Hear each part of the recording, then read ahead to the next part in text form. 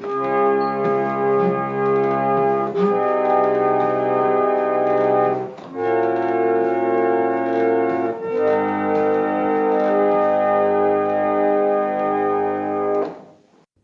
and welcome to Ipsa Dixit, a podcast on legal scholarship. I'm your host, Brian L. Fry, Spears Gilbert Associate Professor of Law at the University of Kentucky College of Law. My guest today is Miriam Kienle, Assistant Professor of Art History at the University of Kentucky School of Art and Visual Studies. We will discuss her scholarship on the artist Ray Johnson, especially in relation to the history of obscenity law and the concepts of authorship and ownership. So welcome to the podcast, Miriam. Thanks for having me. Yeah, it's all my pleasure. I'm really, you know that I'm a big fan of Ray Johnson's work. Yes. As you are even a bigger fan. Yeah. And I'm really looking forward to this conversation and to introducing him to people who might not otherwise heard of him as an artist or might not otherwise be familiar with his artwork and why it's so interesting and important. So I was wondering if you could start by just spending a few minutes talking about who Ray Johnson was, sort of the artistic milieu in which he kind of rose to prominence in his own unique way, and sort of what his artwork was like. Okay, so he is an artist who kind of came to prominence in the New York art world in the 1950s and 60s. He had gone to this art school that was kind of a radical art school called Black Mountain College in outside of Asheville, North Carolina. And there he met artists like Robert Rauschenberg and John Cage and the Albers, Joseph and Annie Albers, Buckminster Fuller, the architect, poets, a number of important poets that were associated with Black Mountain. And he ended up moving to New York sort of with that milieu. Richard Lippold, who was his boyfriend, who had been his teacher there, who was a sculptor, maybe lesser known today, but at the time was kind of a prominent abstract expressionist sculptor, and John Cage and Merce Cunningham, the dancer, and they all lived, and the composer Morton Feldman, they lived together in an apartment in New York. And Johnson became well known among that kind of downtown New York scene. He published in magazines like The Village Voice and Floating Bear newsletter, these kind of where a lot of the beat poets were publishing work. So I would say the artists like Robert Rauschenberg and Jasper Johns were sort of his initial milieu, but he is really most associated with a kind of hybrid of pop art and conceptual art called mail art. So he started this form of art making that used kind of postal ephemera, so envelopes and stamps, and cutting up other people's letters and parts of magazines, and then would send them on to a friend, but also strangers that he just found in the phone book, and ask them to add to and send on to someone else, or sometimes they were just collages for them to hold on to as well. So he became known for this mail art or correspondence art. He preferred the term correspondence art because, punnily, he said mail art was sexist. So, that really is how he made his name. He did exhibit his work, the collages made out of mail art that he received from others, and would construct these larger scale collages. And he did show that some in galleries, but he was really dedicated to making work that was not commodified. So it was continually circulating among his collaborators, but also that it was, so it was this kind of continuously making these collages, but also that he would give it away for free. I mean, and a lot of artists that later became associated with fluxus, which is a form of kind of conceptual art practice, also worked in this way, where it was about having happenings, or what they called flux events, having these events, performances, and making ephemeral work that was kind of freely given and wasn't meant to be sort of just for a gallery or museum context. Yeah, and it's my understanding from your work that he often would even send artwork to people like unsolicited, or even to sort of random or anonymous people in some cases. And a lot of times it had to do with the poetry of their name. He liked playing with people's first names and connecting people, who had the same last name to one another, even if it was Johnson, and there are hundreds of so picking people randomly out of the phone book. And he did get in trouble at one point for sending unsolicited homoerotic mail to someone, which got the police at his door.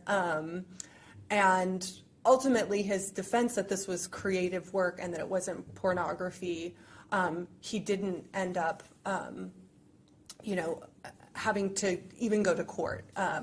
But he did end up having the FBI, he was on the radar of the FBI, and when I got, through Freedom of Information Act, his file,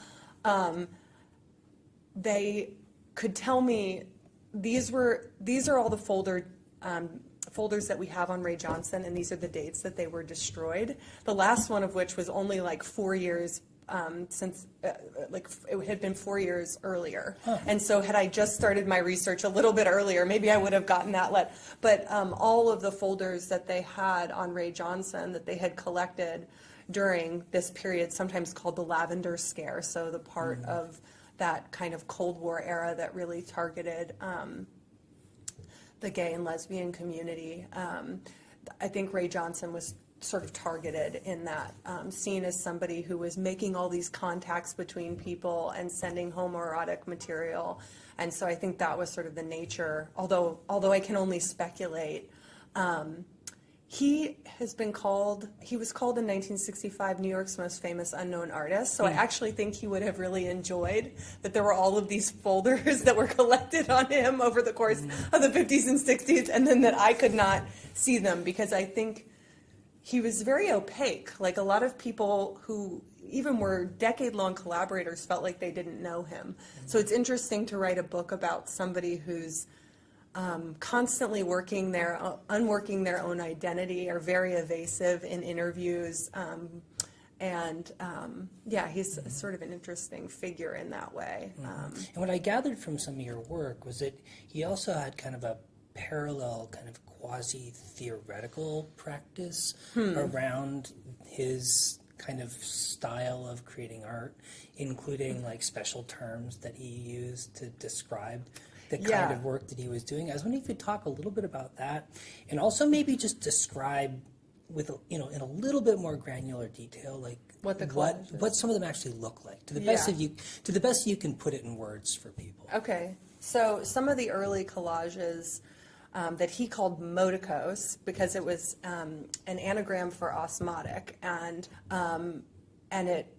it was something that was meant to be not about passive reception, but active reception. So I think that's a place where the term moticos, and he said, I like it too because it's singular and plural. You could pronounce it motico or moticos from its spelling, and it's really up to you. And I think like that idea that it's always one in many, and that it is something that is really about engaging active readership was so important to him. I think that is something that lasts throughout his work. But these early moticos are collages made from all kinds of things, from beefcake magazines to postcards, like kind of like picture postcards, to images of starlets, from fan kind of magazines of the 50s, things from Life, and then cutting up scraps of letters people would send him, like parts of other people's letters. He said made particularly good moticos. So they had all of these different parts of kind of postal ephemera that were part of what they were made out of. A lot of them also had holes in them that there are photographs of some of his collaborators sticking their fingers through. He would take photographs of them sort of like playing with the moticos, sticking their fingers through. And actually, I found this postal ephemera from the 50s where there would be these pinups that you were supposed to poke your fingers through erotic places in these pinups, right?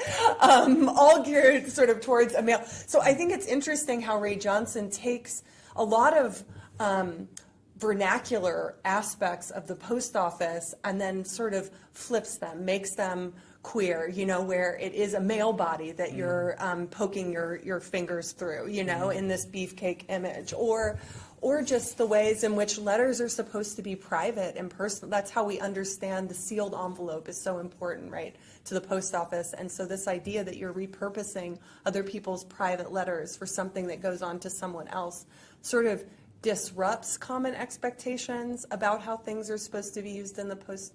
But I also sort of argue in my book on Ray Johnson that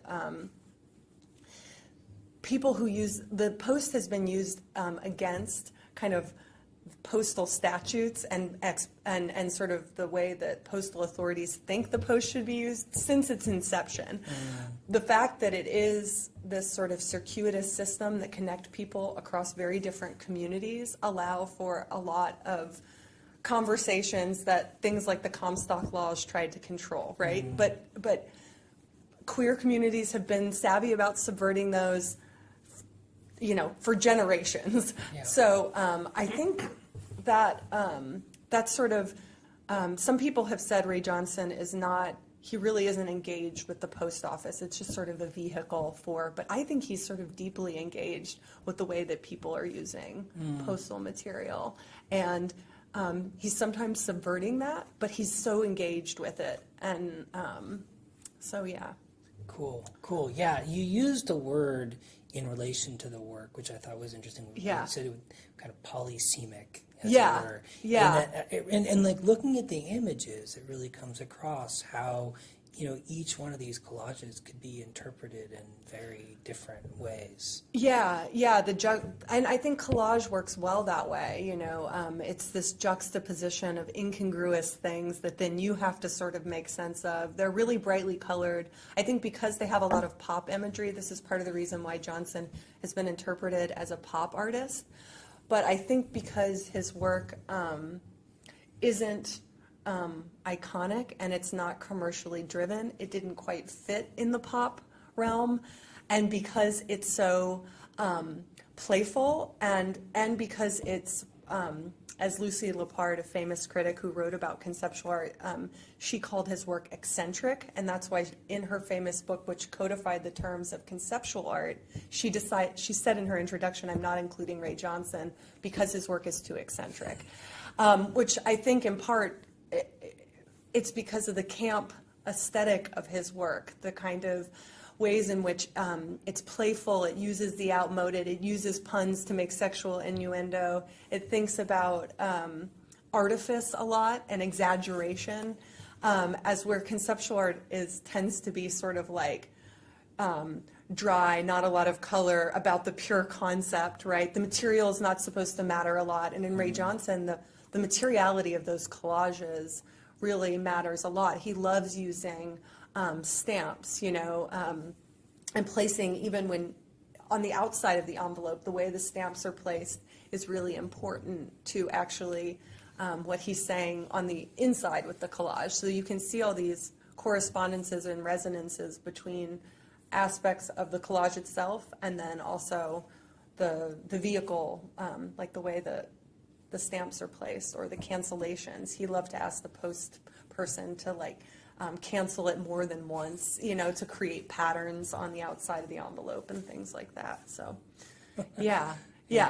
Cool. Yeah, and in the work that I've read, you sort of talk about the postal system, especially during that kind of particular 50s, early 60s post-war period, as being kind of simultaneously a locus of communication and control at the same time. And you've talked about this a little bit already, but I was wondering if you could reflect a little bit more on sort of how Johnson's work react or fit into this sort of legal or increasing legalization and regulation of the Postal Service, and how people were able to use it, and sort of how the government intervened in people's ability to communicate with each other through the Postal Service? Yeah, so I think in that period there was an increased kind of crackdown from sort of the top down, from this Postmaster Summerfield, and there were cartoons that lampooned him for censoring the distribution of like so much more material. So I mean, like Lady Chatterley's Lover, these famous kinds of, but the Comstock laws, which date back to the beginning, like the 19th century post office, which said that, material that's obscene cannot circulate in the post. But then what those terms, what counts as obscenity is not clear. It's sort of like, I know it when I see it, right? And so in the 50s, I think what's interesting about Ray Johnson making this work at that time is that he's, on the one hand, is using the vernaculars of all of the queer folk who have subverted, have gotten around, have managed to make connections across the country, using coded language or through, or making contact through these mailing lists where you could have pen pals. So if you were in a remote location where that was much more oppressive than, say, San Francisco or New York, right? You could kind of still have a sense of like a queer community. And so he uses the vernaculars of those mailing lists and coded language. But then also, I think his work becomes like more explicitly homoerotic. And I think it's right around the time that uses terminology. Some people actually have said Ray Johnson was the first person who coined the term the closet, and was sort of an expert at the opacities and the languages of kind of the closet. But I also think he becomes much more, explicitly kind of like homoerotic and gay in his work than many of his peers. And it's right around the One Magazine decision. So when that word, like the word homosexuality, could actually circulate in activist magazines. So I think he's working right at this moment that these activists are like, okay, we don't want to have to like do it this circuitous way, right? Like we want to be able to like talk about these issues in plain terms and not have that be called obscene, because this is a ground, like One Magazine was a community-making force across and they won, I think it was 1958, they won the One Magazine versus Olson decision, sort of changes what can circulate. And so, yeah, I think he's really engaging those changes and what that means for like the LGBTQ community of his day. So yeah, the way you described a lot of these kind of the construction and development and engagement with these mailing lists almost reminded me of like a snail mail version of social media in some way. Definitely. I mean, Ray Johnson, especially I think in the late 60s, when there is a lot of conversation, well, mid to late 60s. So artists are making work with people at Bell Labs. Ray Johnson's closest friend is a mathematician for IBM. They're talking a lot about networking and how these new kinds of, how computers and electronic technologies that we have yet to see are going to sort of change our sense of connectedness. And so I think he is thinking about it in those terms. And then the sociological experiments that come to inform the way we understand social networks today, like 6 degrees of separation, are actually, those studies were done in the mid-60s. And so I think as Ray Johnson starts calling this his correspondence school or correspondence network, he is actually thinking about social networking and like, how 6 degrees of separation actually works by asking. That study was conducted by people forwarding mail onward, to see how long it took to get to this person who had this particular identity. They would give you the profile of this person and say, send this to the person that you think most might know this person. And it took, on average, 6 times for that to get there. So Ray Johnson being like, please add to and send this on to this person, I think is absolutely engaged with that experiment and the idea of social connect. And then, of course, there's Marshall McLuhan's, the idea of the small world, right, of the global village, and in a sort of popular consciousness, thinking about how much more connected we are globally because of electronic media. And so I think those conversations are there, even if the technologies have not, I'm sort of the belief that the discourse is there before the technology, not that the technology is driving the discourse, right? That there is this aspiration for that, and that the people, the artists who are working with the mathematicians and, and computer scientists at IBM, that they're driving sort of what, they're aspiring to this thing that doesn't exist yet. And Johnson's one of a number of artists who are sort of, Rauschenberg too, he ends up being very involved with imagining the technology that they want to see in some sense. Yeah, and sort of the utopian ambitions of that. And it's I would be interested to know, it's sad that Johnson isn't with us anymore, because I'd be interested to know what he thought about where it ended up, because, the sort of dystopias of it, because I think the way in which he imagined the post office wasn't the rhetoric of utopian discourse where anyone can be in touch with anyone for a very small amount of money, that was you can be in touch for the price of the stamp with anyone in the world and anyone, and then the dystopia of sort of postal censorship. I think he sort of exists somewhere, and he's ambivalent and exists between those two spaces, and is and it seems like a lot of the work was just ambiguous enough to not kind of trigger the possibility for an obscenity prosecution. Yes. But sort of it implied enough that it must have raised some eyebrows. Yeah, I think so. I think he's really good at kind of walking that kind of line between, that really well said. Yeah, I think. Yeah. Well, one thing in relation to this idea of networks as well is that I took from your work that one of the best known people in Johnson's network was Andy Warhol. Yes. And when you look at the work, Johnson's work in comparison to Warhol, they're obviously very different in a lot of ways, but there are certain kinds of similarities in aesthetic and perspective and approach, kind of in the way the work looks, and yet they seem to have taken very different positions in relation to the art market. Yeah. With sort of Warhol conceptualizing himself, as he put it in his own words, as a business artist, the best kind of artist. And Johnson seems very different. I was wondering if you could talk about his relation to the art market and to sort of the concept of artistic ownership. Okay, so I think that, yes, their sources are very similar, especially if you look back to Warhol of the 50s, or even some of maybe the lesser known Warhol works.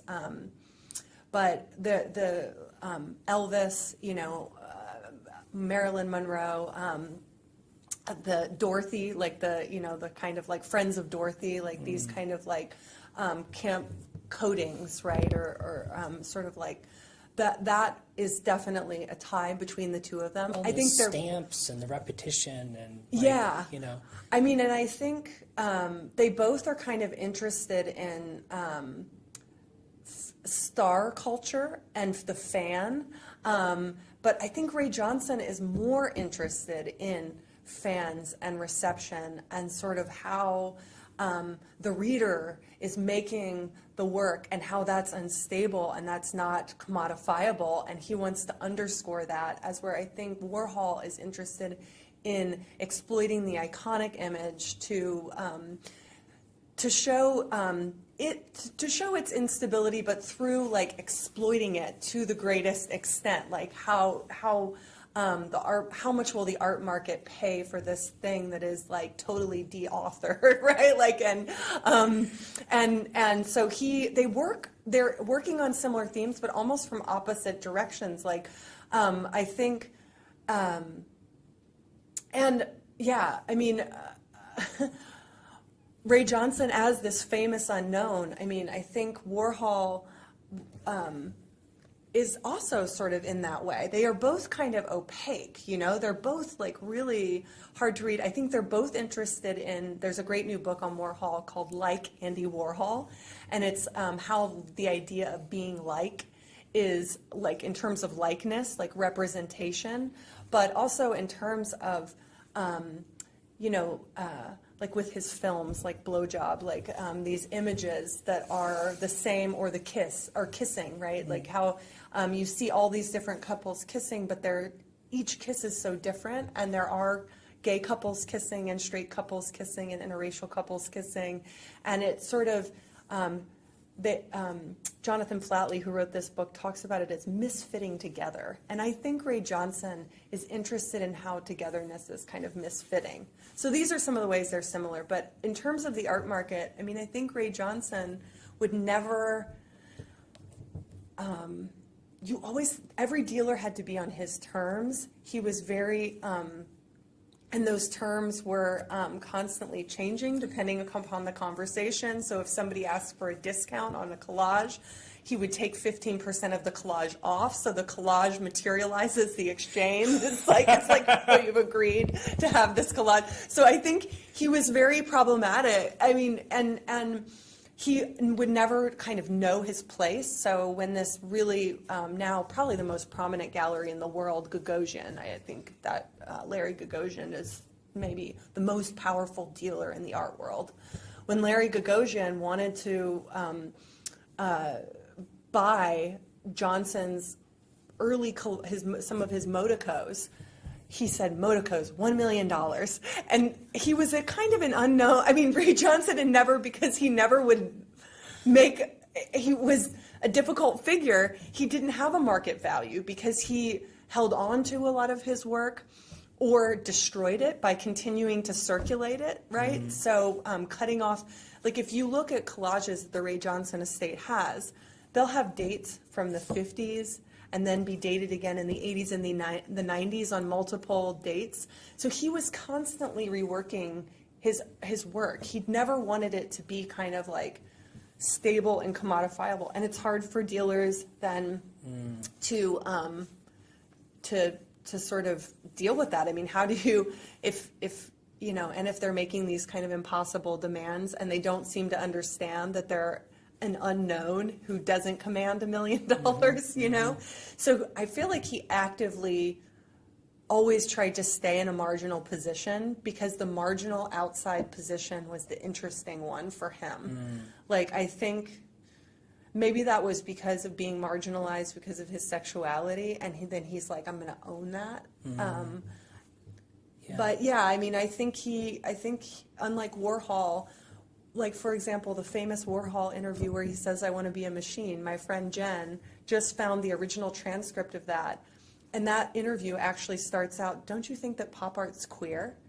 That's the beginning of that interview, are those ideas of how pop art is queer in relationship to abstract expressionism, which was so masculine and straight, right? And so but even though there were many gay artists who were also abstract expressionists, but so they're making but that got edited all out by Art News. All of that was taken out to make it a straight interview. So you don't understand why Andy Warhol, like what the stakes of being a machine are without that other part.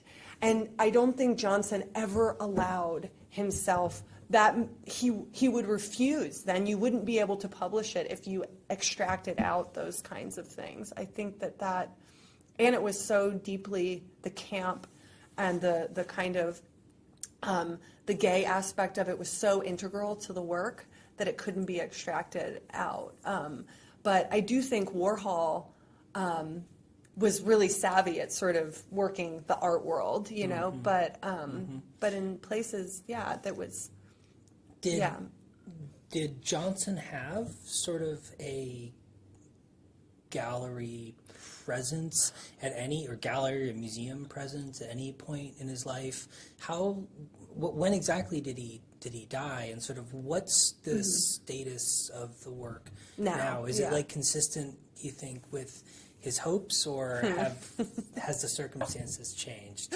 Those are all good questions. So, yes, he had somewhat of a gallery career. He had a show at the Willard Gallery in 1965, and when that show was reviewed by Grace Gluck of the New York Times, she's the one who called him the famous unknown artist. But Frances Beatty, who runs the Ray Johnson estate, she was the director for Feigen Gallery, Richard L. Feigen, which is a prominent gallery, first Chicago, then New York. And she always wanted to do a show with Ray Johnson, and she said Ray Johnson would always say, sure, we'll have nothing in the gallery. And he had these performances that were called nothings, and she was like, I'm not sure if he's going to do a performance thing, or if literally there's going to be nothing in the gallery. But he would keep her on the hook, and then never ever did anything with her. And so I think he has these moments where he'll have a show. He had a show at Betty Parsons, which was a prominent gallery for abstract expressionists and neo-Dada, and but it was about the Betty Parsons Gallery. So it was about the artists in the Betty Parsons Gallery that Ray Johnson wanted to make a comment on, and all of the collages were dedicated to the artists in her stable. So it's only if the exchange is interesting to him, right, that he really will agree to do a show. And for the most part, he makes it very hard for anyone to do a show. And then the only major museum show he had in his lifetime was at the Whitney Museum of American Art in 1970. And in that show, there were no Ray Johnsons.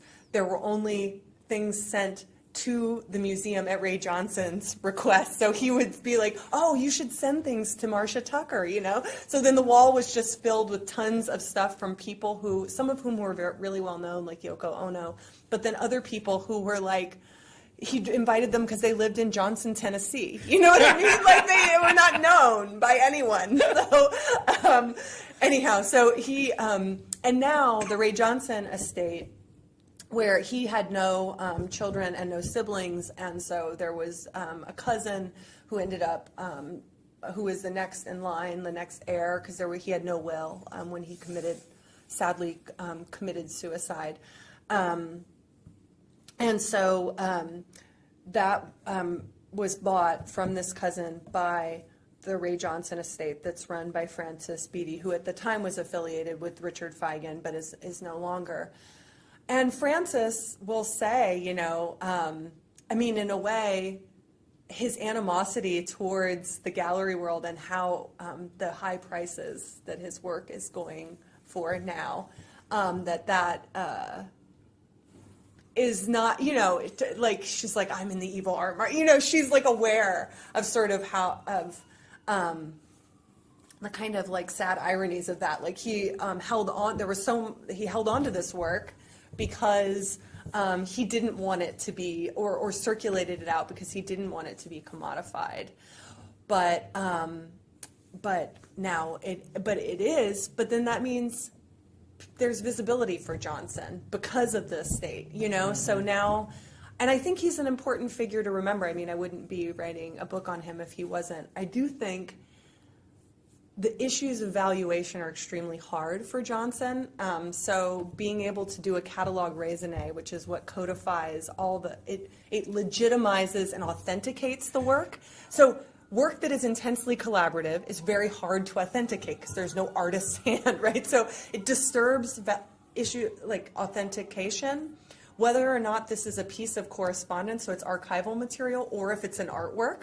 Those are two other things that are really, and he was insanely prolific, so there's so much material everywhere.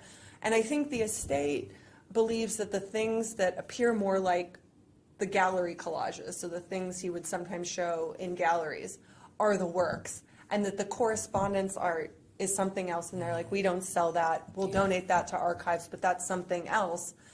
But the thing is, they're so intensely intertwined with one another. There are fragments of the correspondence in the gallery works, which are sort of thicker and mounted to board.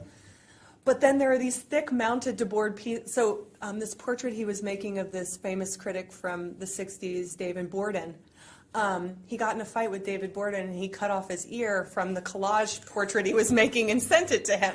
So, I mean, in the correspondence, there are fragments of the gallery collages. They are so intertwined, I don't think they can be separated out. And I think the state tries to do that in order to, curtail the number of Ray Johnsons out there so that they can, hold the market. But his practice is so antithetical to that. It's just really problematic. It's almost like a kind of management for convenience purposes rather than something driven by the actual aesthetics of the works themselves. Exactly. Yeah. Yes. And I mean, because his work is so networked and queer, thus making extremely prescient for our moment, I think that they know that this has value. There's a lot of interest in Ray Johnson right now, so they know that. But if people feel that there are just tons of Ray Johnsons out there, then that doesn't make it's like what then, how do we construct the value if it's not rarity? And how if we can't fully authenticate things? I mean, and archives have problems with Ray Johnson too. Do you put this in a Ray Johnson folder or this artist folder? Like, it's hard to codify authorship with him because one work that was just acquired by a museum, his collaborator Robert Warner was like, "Oh, that's actually mine." He's like, "That was like my stamp is the Kurt Schwitter stamp, the collage by Kurt Schwitter." So also Ray Johnson had things that would be, he had a stamp that was collage by Ray Johnson. But then one of his other collaborators had a stamp that was fake collage by Ray Johnson. And so anything that's like Richard C. and Ray Johnson is, and then, I mean, there are a lot of famous artists like Schwitter's or, that it's just disturbing who the work is actually by. It's hard to authenticate an archive, So, And he was interested in issues of copyright too, I think. Like he talked about he loved like punny things. He talked in the late 80s, 90s about copy left, like his work being copy left. I think not engaged in that discourse in the level of which we have it now, but I think he was thinking about that, like how, because he's interested in unraveling the idea of what an author is, right? And copyright is trying to codify what an author is. So right. No, I think that's so true. Copyright really relies on a sort of fixed, identifiable author and a stable work that can be owned in some sort of deep metaphysical way. And that seems so antithetical to his entire artistic practice. Exactly. I mean, the nature of how are you going to do that just by the nature of the practice? So Miriam, in closing, I wonder if you could just reflect briefly on what you're hoping the takeaways for the readers of your book to be. I mean, like sort of what are the main things you'd like people to know or to think about Ray Johnson that kind of currently is not part of the discourse in a way you think it should be? That's a good question. I mean, I guess there are different bodies of readership. I imagine that for the art historical community, not only is he a sort of under-considered figure, but I think he troubles the narratives around post-war art. He's in conversation with everybody, but he's not exactly a pop artist or a conceptualist. He's in dialogue with minimalism, so he doesn't fit in categories. And so I think he troubles the way that we understand late modernism and the categories of that. So I think he's interesting in that way for sort of art historical discourse and its dependency still on like these these single authors. But I also think larger ideas about networks and how networks operate, and this idea that, I think there is an antagonism to his participation. Like, we seem to valorize participation and transparency and collaboration, and I think Ray Johnson was sort of like, okay, yeah, me too, but I'm sort of suspect of that as well, and so things like opacity and compression and obstinance. I see him a little bit as like a Bartleby figure, in the dead letter office, like being like, I prefer not to, you know? So I think that maybe that is valuable. Like, maybe we need to think a little bit more about that in our sort of like hyper-connected lives, about like the value of those kinds of things. And it's not like privacy and the private. He wasn't interested in sort of private property and privacy, but really about like this demand that we constantly render ourselves visible, I think he is suspect about that. Yeah. And that's important, to ask those questions. And I think especially that in its own way, like in the LGBTQ community, I think especially like fixing identity, like, that's a really crucial sort of issue, like I think homophobia oftentimes operates in that it's like, you either are you this or you're that, like wanting to locate and name identity in this way. And so I think he troubles that as well, like, and in ways that are important for us to think about. So I hope that scholars in other fields, and then also maybe in law too, like ideas of ownership, like what really is the value of work, for Johnson, it was connecting us to one another in ways that present pressing questions and attune us to like everyday kinds of things, and rather than making highly commodifiable objects that can be sold and appreciated in market value, So I think those kinds of things are also really interesting about Johnson. So I hope that the book kind of digs into that a little bit, and he becomes a useful example, alongside other artists like, a Warhol figure or something. Great. Well, Miriam, it's been really fun talking to you about Ray Johnson. And I can't wait to read the book when it's finished. Thanks. Thank you.